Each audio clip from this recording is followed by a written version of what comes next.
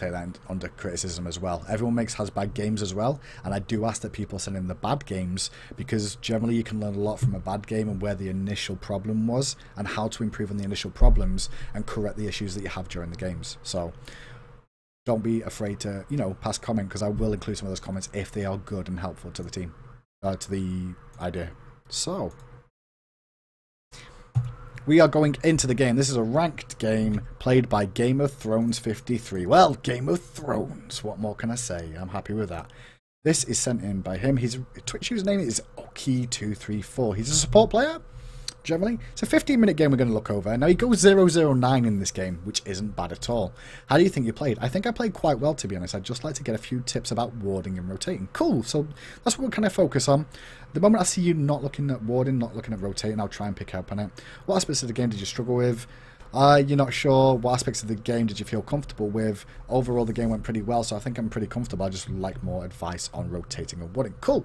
So that's exactly what we're going to do during this game. Just wait for them all to start up and load into the game. Bing, bang, bosh. I'm just waiting for one more person to join. As you can see, he's got a semi-decent team on his side. Both of these teams are a decent level. Straight out the bat. Right. Rule number 1, Game of Thrones. Rule number 1. When you leave the base, if you notice the 2 support games that we went over just recently, we did start off with wards. That's fine. At least in the Roars game, he started with wards at GEB.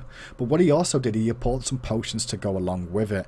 Not buying the potions at the start means that if you get caught in an engagement over here going for the ward, and you have to stay in lane, it means that you're going to have to go back to base early, and means you're going to miss experience, means you're going to miss farm at the start of this game. So you really have to consider at the start, making sure you pick up some potions to go with this. I guess you're looking for a very fast early warding situation, that's fine. But take 2 health potions with you just in case you can't get back to your tower in time overall for whatever single reason that happens. Also, on top of that, with 1 health potion, you can sustain a little bit longer in a fight, and that can really help out. I know you're going to go back and pick up wards, but at the same time, starting with the wards is very important. Sorry, go back and pick up some health potions, but starting with a couple of health potions, then going back and picking up mana potions if you need to is where it's really important.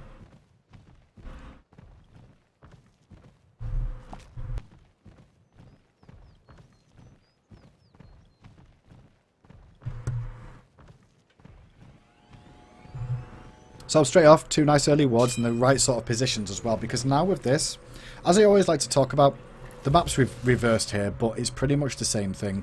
Because he's facing at the top of the map and going down, the whole idea of the ward placements, if you can set this up in your casual games, you'll win more than you will lose. The ward should be placed in a direct line across this area here as we spam the map all the way across. If you can ward there and there, and then 1 more here where these 2 are here, and 1 more here, you then have a line across the entire side of the enemy jungle, which means you should technically be able to see any rotation coming out from the enemy jungler and their team. Because if they come through a lane to do that, there should be somebody in the lane to spot that out anyway. So this line of wards is nicely placed overall at the start of this one. Nice quick ward and nice quick back to base. You get away with it without buying the early potions, just in case you get caught, but there's always that risk factor that will happen one day. You don't spend all your gold, which I'm fine with to an extent. You don't, as long as you're going to play it passive. If you go for the deep aggression, you look for extra potions, then you should probably look to play a little bit more aggressive, but you're playing GEB anyway, and that's not something that's relatively that easy to do.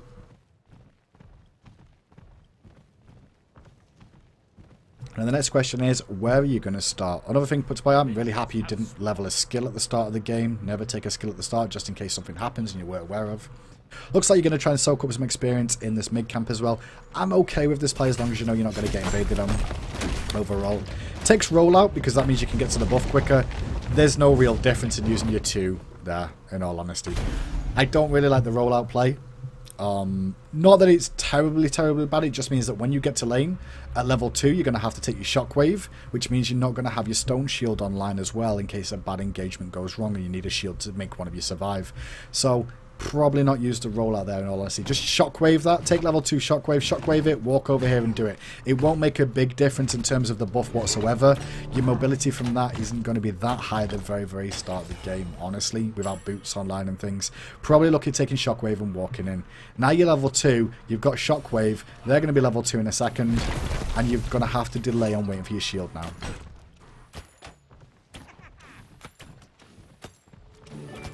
Now, start of this game. Where's Athena? Where is Athena? That's what you should be thinking to yourself. Something odd's going on here, overall on this side of the map. How could we have found out what's going on? Well, if we rewind a little bit, we know she's at red buff right now. But there's a couple of things you can be doing. When this starts off at the beginning of the game, Minions have spawned.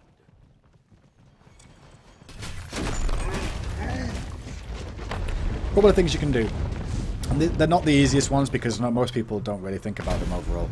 But while you're doing this buff, you're trying to pull it backwards. Now, if you do pull it to this way and you know your AD carry is going to be here sooner because you're soaking experience, if you stand where I'm stood now, you can keep an eye on the enemy team and also see what they're doing. Just keep an eye on where they go. Now, watch Athena.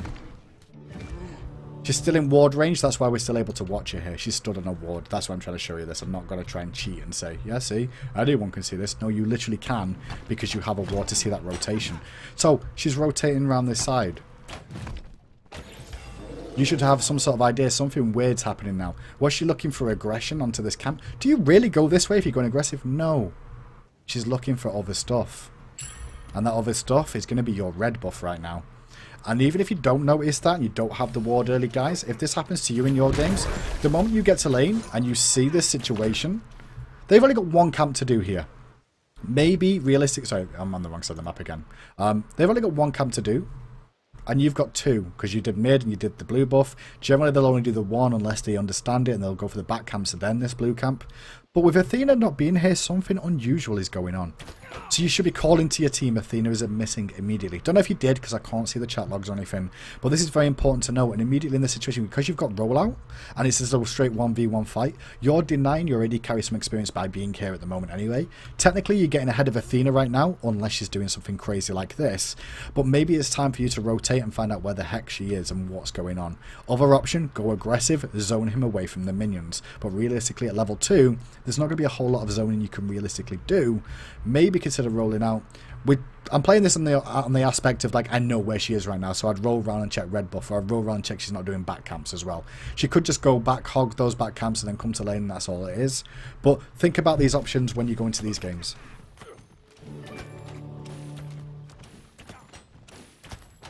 Now, she's still missing for a very, very long time. Maybe she's AFK, but you know she's not because you saw her at the start of the game at the blue buff area starting it off with the help of Rama. So you know something's up. You still know something's up. And you still know something's up. I'm not sure if Vulcan's going to die in mid. But you've not put any pressure on this lane. Now, talking about your rotations is one thing that you really wanted to talk about. I'm just going to double check it. You said rotations and... Was it warding as well? Yeah, tips about warding and rotate. Well, your warding so far has been fine, but your rotations, if you would have rotated to try and find out what was going on over here, you would have been able to help out Vulcan in mid lane a little bit sooner. You would have known something was up and possibly rotated in to keep an eye that Athena wasn't looking for a gank. Maybe Yoki was already aware of it. Clearly, I don't think he was, or he didn't respect the call of the missing if there was one, because he took a lot of poke damage in this mid lane. Now you've got to try and make a decision, because the other thing is, like I said, is you should be going aggressive here and zoning away this guy. If you two play this lane differently, you could have Apollo last hitting these minions, and you could just be stood over this side, still in range of the golden experience, but forcing him back with the zone control that you put out. Zone control is one thing that a lot of people don't realise. By you standing exactly where my mouse is now, you're creating a zone around you where your shockwave goes to, which comes to about here. All the way around, because you can obviously do this side by just turning. So you're forcing him further back, which keeps him out of golden experience range for the most part. Look to try and abuse that in those situations wherever possible.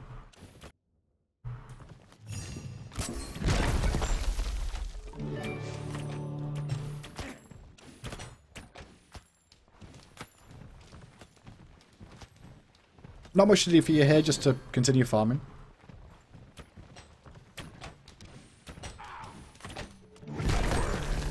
Your middle tower is under attack. Now in this little thing here, it's only a small thing, and there's nothing really wrong with your laning phase because you're shockwaving anyway. But with how the lane's going right now, you don't really need to push. Because by pushing, this allows you guys to... It allows this AD carry who's solo to get the farm off that he needs to. Why did that rewind so much? This wave was fine, it's the next wave that I'm interested in, more than anything else. You could have zoned with that wave too. With this next wave that comes, Apollo is doing enough damage to it anyway that you don't really need to use your shockwave just for those last 3 hits. Guess you would have got a knock up onto Rama, but would you realistically have managed to kill him here? Probably not. We'll see it back again because So Beautiful comes out and it's going to clear the front 3 creeps anyway. Then you still shockwave the back ones. If you save your shockwave here, you're still going to be able to zone him out because you're up this close and he's scared of the shockwave anyway and he would have rolled away. At the same time, you're still going to have the shockwave available. And why I keep talking about the shockwave being available is because a few seconds later, here comes Anti-Athena. As Anti-Athena rotates, and if you hadn't shockwaved there, which you didn't really need to do, you could have just walked over here, shockwaved her as she charged, and put her in a very bad spot because these archer minions would have aggroed her immediately. Imagine the shockwave right now, right there, just here, right in front of her. She charges through, gets hit by the shockwave, full minion wave, gonna go aggressive on her, plus your Apollo. She's in a world of hurt then, there's no real escape at level 3 for her. That's an opportunity possibly missed, at least for some free poke damage to make her use some potions, which I'm just checking now, yeah.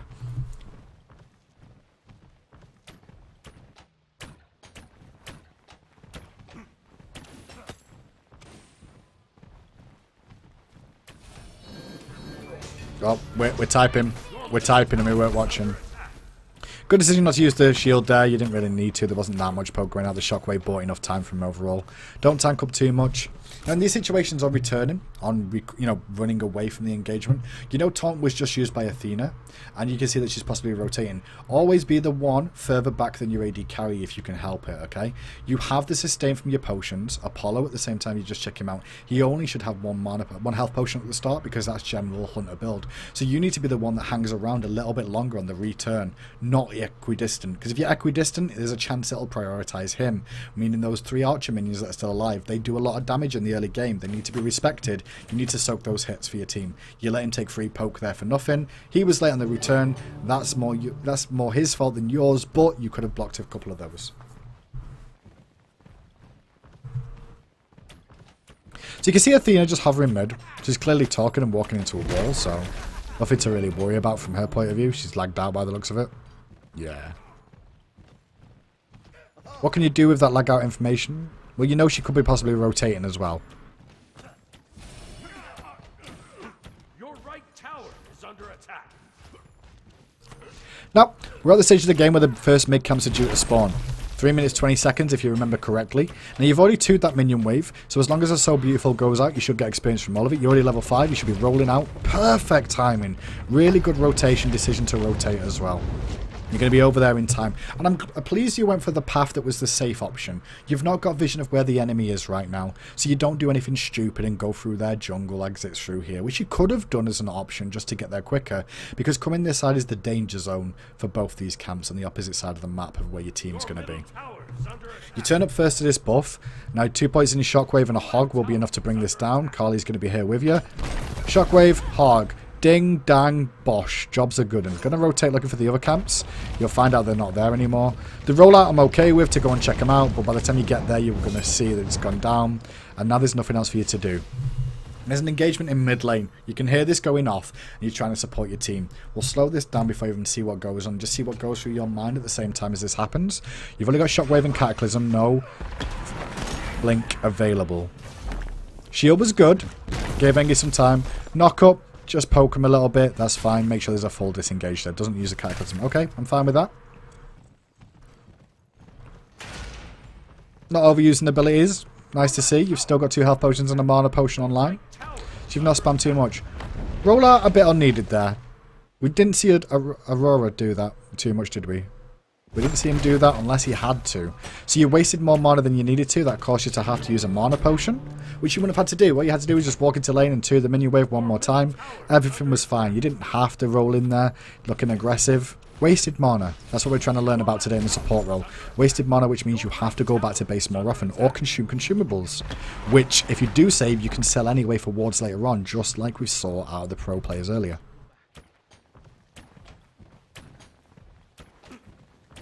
So we're on 1300 gold right now. We're closing in on our My Disputes. With all this being down now you've got a situation, okay? There's nothing for you to really do on this map. There's two options though. There's the blue buff, there's recall to base. There's also check if the enemy blue buff is still available as well. Because if your blue buff's down, their blue buff... So if your blue buff is up, their blue buff generally should be up at the same time. So you could look to invade on the blue buff. It looks like you may just go for your own one here, which is fine. Rollout usage is fine here if you're going to be recalling to base after doing this. If you're not recalling back to base after doing that, that was just a waste. Waste of mana once again. Don't need to do it. Didn't need to do it. And you're going to return to lane again. So you use rollout for nothing. Okay, good. You do back. So I don't mind you using the rollout as long as you're back like you did. Next time, have a little look at the blue.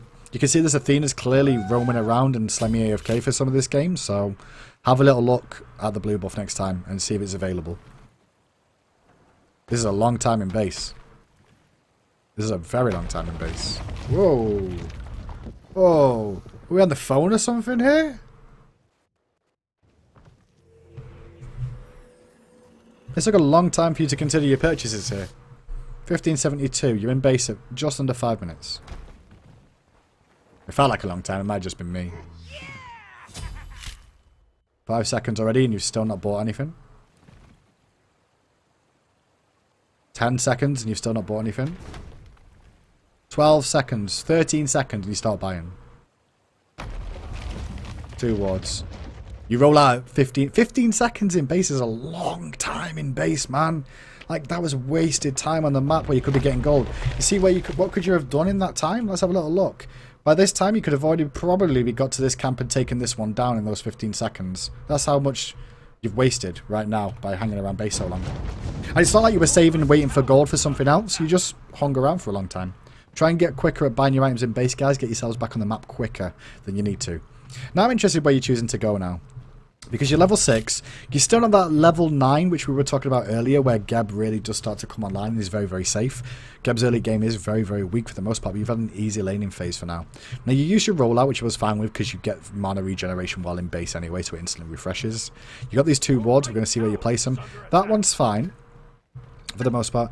That one's not too bad either. The only problem is, from this sort of, from what you've decided to do with these 2 wards here, is this one over this side, which you just placed down here. You've got vision of them coming here, but you're not getting vision of them rotating through the blue buff and into lane, so you have to be very careful that you and Apollo don't overextend into this sort of area here, because you've not got vision of this angle. And if you don't have vision of this angle, that means you have to keep looking in this direction to make this ward work out better.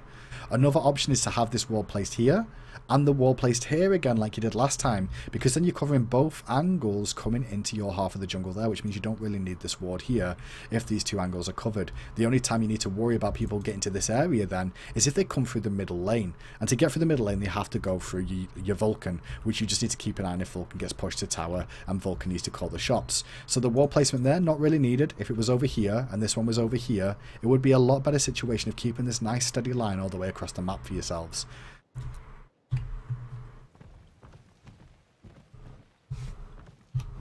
It's a pretty slow game, this one, but generally there's not much fighting that's going to happen in the GEB lane, plus Athena's not really been here, so I can't really talk about your laning phases. It's pretty basic.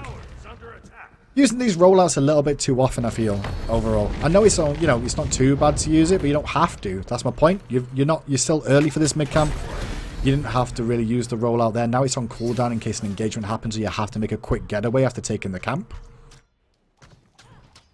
Now Athena's come back and you notice the danger. Nice shield. Do you use Cataclysm here?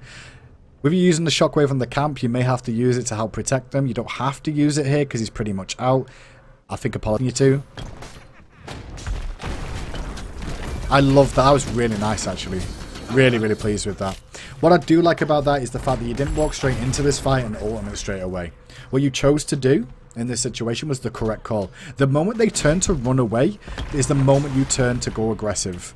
You wait and wait and wait, and you can still see that Rama wants to fight. Instead of going aggressive, you wait. Sorry, instead of using your ultimate immediately, you wait. You realise you've got your support with you. Boom! They turn around. Come here, babies. You ain't going nowhere. This is dead. And he's out of mana. Just rub that in even more as well. So that was nicely done from you overall. You did the right thing. You body blocked where you could to support your team. Wait for your team to rotate in. Use the Cataclysm at the right time as well. And you get a blue buff for it. Oh, jolly good show. They gave it you. That was nice of him. I hope you stole that. I'd have stole that. It's the right thing to do. Go Fury Call there. Fine with the Go Fury Call. You don't need it. Don't be getting your Hog 3 just yet. You spent 300 gold here on... Sorry, you spent 600 gold on your Hog 3. Remember what we just discussed in the last games? That Kanye went for a very fast Hog 3 because he wanted to do the Go Fury early. And when we didn't get the Hog 3 going, we went for Sovereignty first. That should be the game plan here. So that 600 gold that you had there, if you would have waited another 100 gold by farming a little bit more, you would have had Steel Mail online. Remember, the Go Fury is down for a very long length of time. So in that time, you should be able to farm back up to be able to have enough gold for the Hog 3 next time round. Next time, look for the Sovereignty. You don't need to get the Hog 3 when you did, because there's no reason for it right now.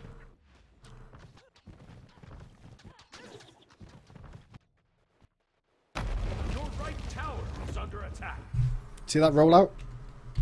These are just small things that you're doing wrong, honestly, because it's not a hard game to really discuss because it was like a 5v4 situation. But this rollout here, we'll watch it because it's how long is that rollout? 744 to 747. You rolled out. Wasted mana again. Unfortunately, you didn't need to. Good knock up, good shield. No real panic overall, but the rollout wasn't really required, was it? Didn't need the rollout there. Don't overuse it, right? Don't overuse it. You don't need to. Now that rollout was good because you're trying to get there to support your team. Unfortunately, you couldn't make it there in time, but that rollout was better. It was better use of it because you wanted to get across the map quickly and you were going to miss out on it if you didn't.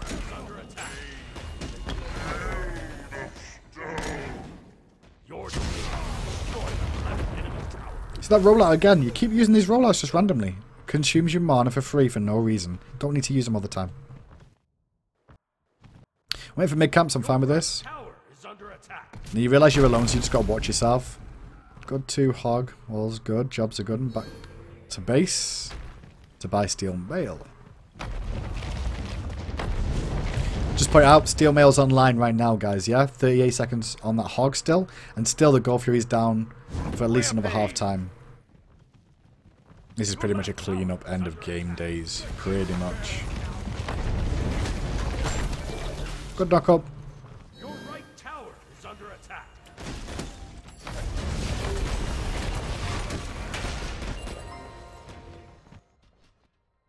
Surrender vote started. Yeah, that's pretty much end of game there. Real advice from this game, honestly, going forward, Game of Thrones, is consider when to buy the Hog 3 because you could have got that differently. At the start of the game, make sure you buy some potions to go with those wards. And to do your ward placements, keep the line. That's what I'm going to say. Hold the line is the best word of doing it. Put a ward around here and a ward here, and you're going to have full vision of rotations across your side of the jungle, this area. Which means they can't get to this deep back line anyway, unless they come through the mid lane. That's the sort of line you want to keep all the way across the map, straight across on this side. So look to keep that up with your ward placements. Your rotations are pretty good overall. Your knockups are, you're using the skills correctly for the most part. Consider if you have situations where the support's missing, go and check where she is because you knew she was online. You gave away your red buff for free because of that, and also you didn't get anything out of being in a 2v1 situation because the hunt was still allowed to farm. For the most part though, really good.